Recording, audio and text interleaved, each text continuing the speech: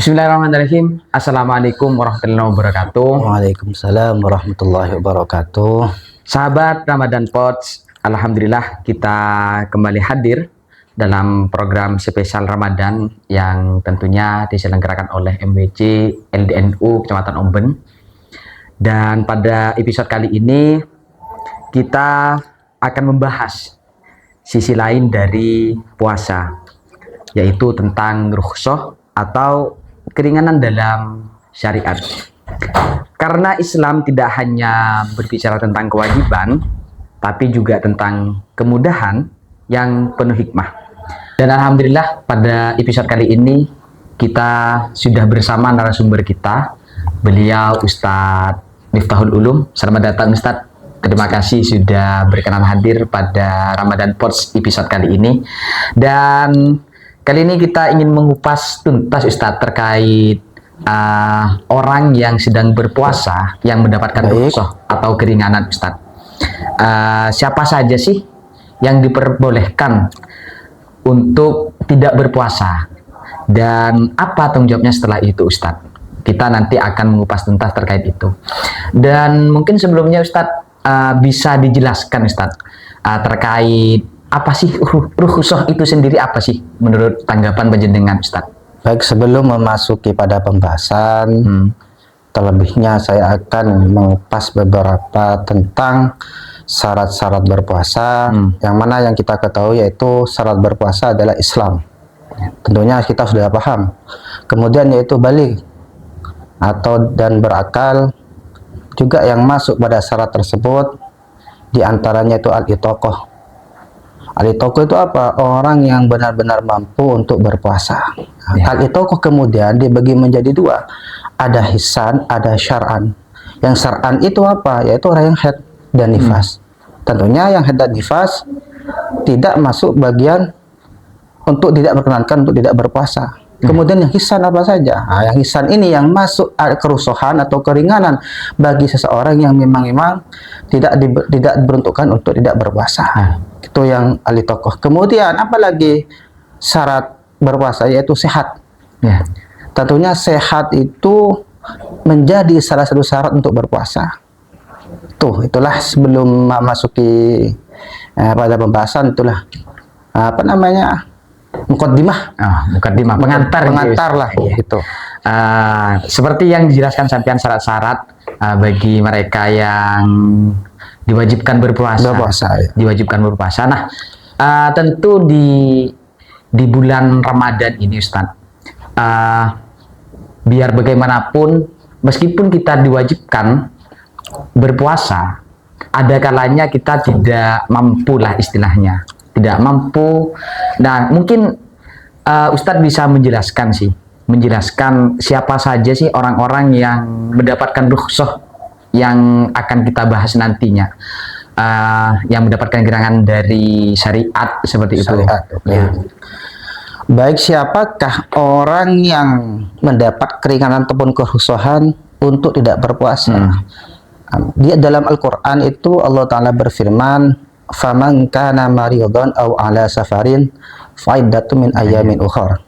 Kemudian wa 'alal ladzina yutiqunahu fidyatun ta'amun miskin. Itu dalil kerukhsahan bagi seseorang yang boleh untuk tidak berpuasa. Wah, ini menarik Ustaz. Boleh saya bedah inggih satu-satu inggih? Boleh saja, sangat menarik dan perlu diketahui bagi sangat perlu ini. Dan saya mulai ini.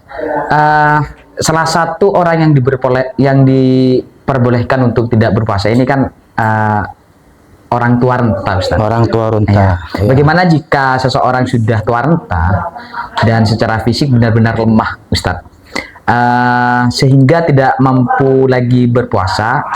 Jadi apa yang harus ia lakukan menurut syariat Ustaz? Baik. Untuk orang tua renta, atau kalau dalam bahasa kitabnya itu syekhun kabir, atau juga al-haram gitu kan ya, orang tua renta bisa juga dikategorikan itu pikun. Pikun atau orang tua renta itu memang benar-benar tidak mampu secara fisik. Secara fisik tidak mampu. Artinya jika memaksakan untuk berpuasa, maka hal ini bisa diharamkan hukumnya. Berakibat terhadap kesehatan. Berakibat terhadap kesehatan. Sehingga di Islam tersebut ada kerusuhan bagi orang yang tua renta untuk tidak berpuasa. Dengan syarat yaitu apa? Membayar fidyah sebagai pengganti dari yang tidak berpuasa. Fidyah itu berapa? Fidyah itu ya kira-kira kalau ukuran di Indonesia itu kalau dibulatkan ya 7 on. 7 on. 7 on fidyah itu. 7 on dari bahan pokok Indonesia seperti beras gitu. Oke. Ini untuk orang tua renta. Termasuk salah satu orang yang mendapatkan rukhsah ini kan juga orang sakit, Ustaz. Orang sakit. Nah, kalau seseorang sedang sakit, ya. ini termasuk salah satu orang yang mendapatkan rukhsah atau keringanan menurut syariat, kan, Ustaz. Bagaimana batasannya sehingga ia diperbolehkan untuk tidak berpuasa, Ustaz? Batasan bagi orang sakit. Sakit di sini itu kalau di dalam pembahasan hukumnya, sakit itu terbagi menjadi 2. Tidak semerta-merta sakit boleh tidak berpuasa, tidak. Apalagi dibuat-buat sakit. Sekarang kan banyak. Iya. Mak, saya sakit, Mak. Ya, saya sakit. Saya tidak mau puasa. Padahal tidak sakit itu, cuma dibuat-buat sakit saja. Sakit bagaimana? Sakit itu kan di Al-Quran, faman kana maridon itu ya. Faman kana maridon aw ala safar. Kemudian ada yang masuk wa alal ladzi yutikunahu, itu sakit. Yang marid itu sakit itu terbagi menjadi 2. Ada yang memang sakit bisa diharapkan kesembuhannya. Sakit yang memang bisa diharapkan kesembuhannya. Itu yang pertama. Yang kedua, ada sakit yang memang tidak bisa diharapkan kesembuhannya. Artinya yang kedua ini alladzi la yurja bur'uhu, yang bisa tidak diharapkan kesembuhannya. Ranahnya siapa yang tahu? Kan gitu kan ya. Betul. Tidak semena-mena, saya tidak bisa sembuh ini kalau berpuasa kan. Ranahnya itu apa? Minal atibba, yaitu dokter yang memutuskan, yang memvonis itu dokter. Kamu jangan puasa, nanti kalau kamu puasa ini akan berakibat fatal. Itu yang kedua itu ya, yang alladzi la yurja bur'uhu. Kemudian yang sakit biasa, artinya misalnya sakit, memang kalau orang sakit ini misalnya contoh sakit panas lah, sakit panas. Sakit panas ini orang yang sakit kan dari pengalamannya kan ya? Dari pengalamannya. Kalau orang sakit, sekiranya kalau berpuasa itu akan memperlambat kesembuhannya. Atau juga itu akan menambahkan sakit. Yang menambahkan sakit, misalnya saya berpuasa, sakit tambah parah, sembuhnya semakin lama. Itu boleh tidak berpuasa. Itu yang sakit ya, yang sakit panas. Dengan syarat harus faidatun harus menggantikan, harus mengkodok puasanya. Mengkodok di hari yang lain ya. Apakah masih bayar fidyah itu? Tidak. Kalau yang sakit masih bisa diharapkan kesembuhannya, tidak usah fidyah. Cukup mengkodok. Kemudian itu yang sakit itu, untuk yang sakit alladzi la yurja bur'uhu itu kan tadi saya bilang ranahnya untuk ke dokter. Mengetahui ya. Mengetahui. Nanti bagaimana misalnya sakit panas, greges biasa ya, greges. Misalnya tadi malam udah niat berpuasa, kemudian siangnya itu sakit. Apakah masih tetap asda kerusuhan untuk tidak berpuasa? Kan gitu kan ya? Kan kadang tidak tahu kan gitu ya. Sakit kan datanya kan tiba-tiba. Datanya secara tiba-tiba. Maka kalau memang melanjutkan berpuasa, kalau memang parah, semakin parah penyakitnya, maka jangan berpuasa. Diperbolehkan lah untuk membatalkan puasa. Di situ ada juga di pembahasan kitab itu yang sakit untuk menunjukkan puasa itu ada sebenarnya. Dijelaskanku begini, semakin sakit kuping atau gigi, itu harus lanjut berpuasa. Cuman ada kecuali, ada pengecualian. Illa ay khafa ziyadah. Kecuali kalau berpuasa mengaturkan tambah sakit, itu boleh rukhsah. Itu yang sakit ya, yang sakit biasa ya. Sakit biasa yang memang bisa diharapkan kesembuhannya. Maka wajib qadha. Kalau sakit yang tidak bisa diharapkan kesembuhannya, maka itu apa? Ranahnya ke dokter kan dia tidak tahu kan ya. Maka wajib membayar fidyah untuk sakit yang tidak bisa diharapkan kesembuhannya. Kalau sakit biasa tidak usah fidyah. Cukup qadha. Ini saya rasa untuk orang sakit ini cukup jelas. Cukup jelas ya. Baik, terima kasih. Ini Terima kasih. juga yang salah satu orang yang mendapatkan rukhsah atau keringanan ketika berpuasa itu boleh membatalkan puasanya itu salah satunya kan musafir. Musafir, oh iya. Musafir. Nah, yang kemudian tentang musafir ini Ustadz, apakah setiap orang yang bepergian itu otomatis boleh tidak berpuasa atau boleh membatalkan puasanya lah? Oh, tentunya tidak dong. Ada beberapa syarat Ada juga. beberapa syarat Ya, juga. gimana Ustadz? Kalau memang secara musafir boleh tidak berpuasa? Oh, tidak. Ada syaratnya. Kalau musafarnya dari Omben ke Sampang tuh juga musafir itu. Juga musafir. Juga musafir itu. Juga musafir, ada syaratnya juga. Yang pertama itu syaratnya masafatul qasri. Nyampe masafatil Qasri. qasri. Yang memang masuk itu kalau di Insya Allah lah 83 kilo mungkin. Kira-kira kalau di sini ke Surabaya ya. Ya, Kalau ke Bangkalan nyampe enggak?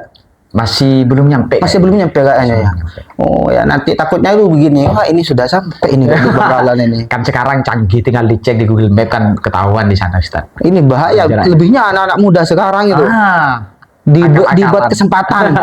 Saya kan musafir gitu kan gitu. Dia tidak tahu syaratnya seperti apa gitu kan ya.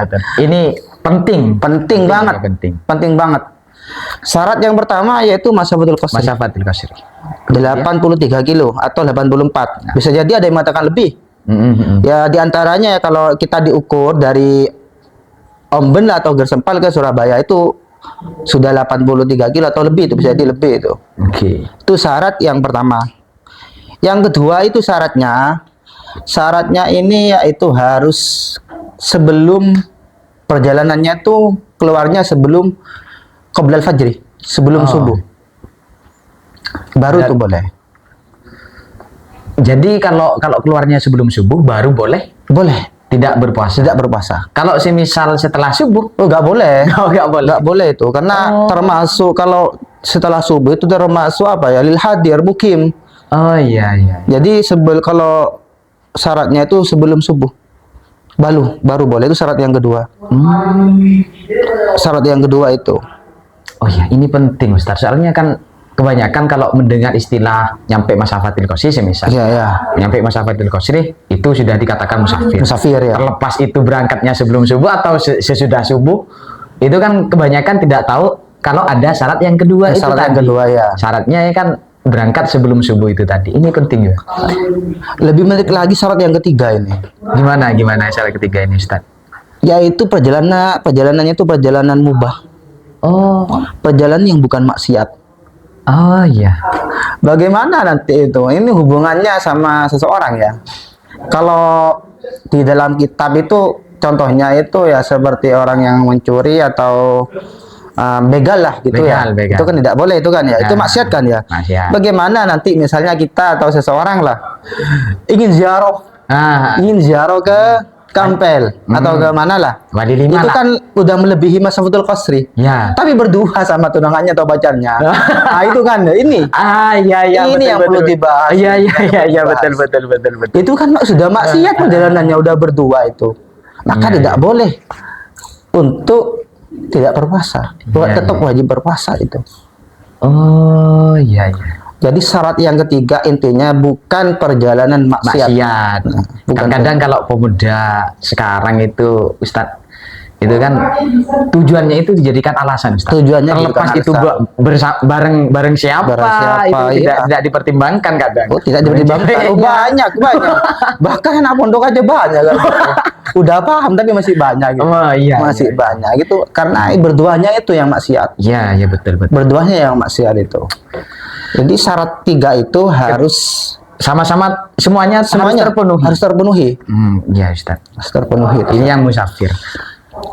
Termasuk ini Ustaz, salah satu yang mendapatkan rukhsah atau keringanan dalam diperbolehkannya untuk tidak berpuasa itu kan orang hamil. Orang hamil, ya. Ini kan kadang yang menjadi keresahan dari ibu hamil. Ibu hamil. Itu kan harus menjaga nutrisi bayinya, Nutrisi bayi, ya. kesehatan bayinya. Selain menjaga kesehatan dirinya sendiri kan juga harus menjaga nutrisi bayi yang di kandungannya itu, Ustaz. Baik, ya. Nah, bagaimana dengan ibu hamil ini, Ustaz? Apakah ada syarat-syarat yang memperbolehkan yang memperbolehkan atau mendapatkan rukhsah seorang bumil ini untuk tidak berpuasa, Ustaz? Tentunya juga ada. Karena antara ibu hamil dan tadi itu apa itu yang disampaikan tanyakan itu semuanya ada syaratnya. Tidak semerta-merta boleh untuk tidak berpuasa. Untuk ibu hamil atau bumil itu syaratnya bi ayyakhafa khawatir. Ada khawatir pada dirinya sendiri atau juga khawatir pada anaknya atau janinnya. Oh, Begitu. berarti tidak semata-mata karena hamil diperbolehkan. Tidak. Oh iya, iya. Enak apalagi sekarang dapat MBG, Bu. Dapat MBG. Betul, betul. Tidak. Ke bisnis. Maka bagaimana itu orang hamil itu kalau memang itu khawatir pada janinnya, maka itu ada dua konsekuensi. Gimana, Ustaz? Yang pertama harus qadha, juga membayar fidyah. Kalau khawatir pada janinnya, ya. Lihat, khawatir pada janinnya. Janinnya itu ya. Gitu. Maka wajib qadha dan fidyah. Kalau khawatir pada dirinya saja, pada ibunya loh ya, bukan janinnya. Iya, bukan maka janinnya. cukup qadha saja. Oh, Cukup qadha saja itu. tidak usah fidyah. Tak usah fidyah. Kalau berarti kalau khawatir terhadap dirinya sendiri, badannya lah. Badannya ya, Seorang ibunya itu cukup kodok. cukup qadha. Kalau khawatir Ada ini janin. berpengaruh ke janinnya, Janinnya kodok sama fidyah. Fidyah itu. Oke, oke, Ustaz. Itu ibu hamil. Ini termasuk juga ibu yang menyusui ini, Terus Ustaz, berarti? termasuk murdi itu masuk, Ibu yang menyusui. termasuk ibu itu. Termasuk syaratnya itu juga. Syaratnya sama, hampir sama seperti ibu hamil. Kalau murdi itu orang yang menyusui, itu kalau berbahaya pada berpuasa, saat berpuasa khawatir pada dirinya, maka cukup qadha saja ya. Kalau khawatir pada bayinya, balitanya itu maka fidyah dan qadha. Oh iya, iya. Karena mengapa? Karena takut apa itu? Asinya. Nah, asinya itu. Sekalipun ada bahasa walau mustajaratan atau mutabarroah, menyewa untuk menyusui. Nah, itu menyewa untuk menyusui. Bagaimana? Berarti orang yang disewa itu, Menyusui untuk anaknya itu iya, ya maksudnya berarti orang yang disewa itu kalau khawatir pada dirinya. pada dirinya berarti cukup kodok. Qadha ya. Kalau khawatir terhadap balitanya, Sama. kodok sama Fidyah. fidyah. Fidyah itu Oke. diantaranya. Ini menarik, Ustadz. Banyak sekali ini pengetahuan baru lah yang mungkin sebelumnya kita sempat mengetahui, kadang lupa, Tidak lupa ya. kadang lupa. Ini sebagai pengingat saja kan, Iya, begitu, Ustadz. begitu. Gih, ini terakhir, Ustadz, terkait rasa lapar atau haus yang sangat, artinya sangat haus atau sangat lapar. Ini bagaimana tanggapan panjenengan atau tanggapan menurut syariat Menurut syariat ya. jika seseorang mengalami kehausan yang sangat atau lapar di siang hari sampai pada tingkat yang sulit ditahan, artinya sangat lapar gitu, Ustaz. Terlepas itu habis bekerja atau lain sebagainya, Ustaz. Mungkin gimana tanggapan Saya itu kehausan dan kelaparan ya. yang sangat ini? Kalau memang masuk pada masyaqqah syadidan, memang ada kesulitan untuk tidak bisa menahan, maka boleh-boleh saja untuk tidak berpuasa. Nah, namun ada perlu batasannya ada juga. batasnya juga. Masa cuma tidur kok kelaparan kadang. Tidur kehausan. Tidak bekerja cuma nganggur, masa kelaparan kan gitu. Ya. Itu apa ya? Jangan dibuat alasan kelaparan kehausan. Lihat dulu. Kadang begini, udah sahur tapi masih kelaparan. Masa enggak bertahan sih? Berarti rasa lapar itu butuh syarat enggak, Ustaz? Butuh syarat. Artinya enggak, maksudnya gini, Ustaz. Yang boleh membatalkan puasanya kan ini tanda kutip untuk Tanda yang kutip, ya. lapar dan haus ini kan. Dan haus. Yang jelas orangnya sebelumnya berpuasa. Kemudian ingin membatalkan puasanya kan. Iya. Rukhsahnya di situ. Rukhsahnya di situ. Nah, ini syaratnya apakah memang ini tidak bekerja sama sekali untuk mendapatkan rukhsah, kemudian tiba-tiba terasa lapar, sangat lapar gitu, atau sangat haus, atau ini untuk mendapatkan rukhsah apakah harus bekerja dulu biar lapar? Apakah gimana ini Ustaz? Tidak, ini ada beberapa syarat ya. Iya, gimana? Ada di dalam kitab itu, kalau nggak salah tuh ya, Bughiyatul Mustarsyidin itu ada 6 syarat gitu. Itu bagi pekerja berat. Ketika berpuasa. Ketika berpuasa itu. Di antaranya yang pertama itu ya, pekerjaannya yang memang tidak bisa ditunda di bulan Syawal atau di bulan yang lain. Itu Artinya harus dikerjakan pada saat itu. pada saat itu juga. Itu yang pertama ya. Yang kedua, pekerjaannya tidak bisa dilakukan pada malam hari. Contohnya kayak garek padi. Garek padi. Itu kan tidak bisa. Iya, iya. Apalagi zaman sekarang loh ya. Sekarang ini cak bulan tepak mungkin ya. Tepak. Musim-musimnya sekarang. Musim-musimnya ini. Musim-musimnya panen padi. Panen padi. Ini tidak bisa dikerjakan pada malam hari ya. Itu yang kedua. Yang ketiga itu wajib niat pada malamnya. Wajib niat. Wajib niat puasa untuk dulu. berpuasa. Iya, iya. Karena itu beda dengan yang lain kalau kehausan dan kelaparan itu bagi pekerja berat itu. Wajib niat itu. Jangan mentang-mentang besoknya harus kerja, malamnya tidak niat, nggak tidak bisa. niat. Nggak bisa. Niatnya nggak puasa, Nggak boleh. Nggak boleh gitu. Nggak Iya, iya. boleh. Betul. Harus niat dulu. Yang keempat, niat rukhsah. Niat keringanan memang betul-betul diperbolehkan untuk tidak berpuasa. Iya. Itu yang keempat itu. Atau yang kelima itu, memang bukan sengaja untuk melakukan pekerjaan berat. Kadang kan tadi itu yang Anda sampaikan, sengaja untuk melakukan pekerjaan yang berat. Dibuat untuk bisa makan, bisa minum. Itu tidak boleh itu. Memang pada dasarnya memang itu pekerjaannya. Kebutuhan Kebutuhan dan itu. memang pekerjaannya. Pekerjaannya itu baru boleh. Itu syarat-syarat itu yang harus dipenuhi. Cukup menarik Ustadz. Ini Masya Allah. Dari pembahasan ini kita belajar banyak bahwa ternyata hukum syariat itu tidak kaku seperti ini Ustaz. Hukum syariat itu tidak kaku dan tidak memaksa. Tergantung dari bagaimana kondisi badan kita. Kemudian kesiapan kita, situasinya. Dan juga kita belajar bahwa Islam itu penuh keseimbangan kan gitu Ustaz. Dan rahmatan lil alamin Islam itu. Ya. Rahmat untuk seluruh alam Islam itu. Meskipun puasa itu merupakan ibadah agung, tapi pada kondisi-kondisi tertentu ada rukhsah atau keringanan. Ada rukhsah, ada keringanan. Ya. Baik Ustadz, terima kasih banyak atas penjelasan yang sangat mencerahkan. Mungkin hanya itu Ustadz, terima kasih waktunya dan mohon maaf apabila penyampaian saya kurang jelas atau dari pertanyaan-pertanyaan yang masih banyak ambigu seperti itu Ustadz. Mungkin hanya itu Ustadz, terima kasih. Mungkin sekian untuk Ramadan Pods episode kali ini. Sampai jumpa di episode selanjutnya.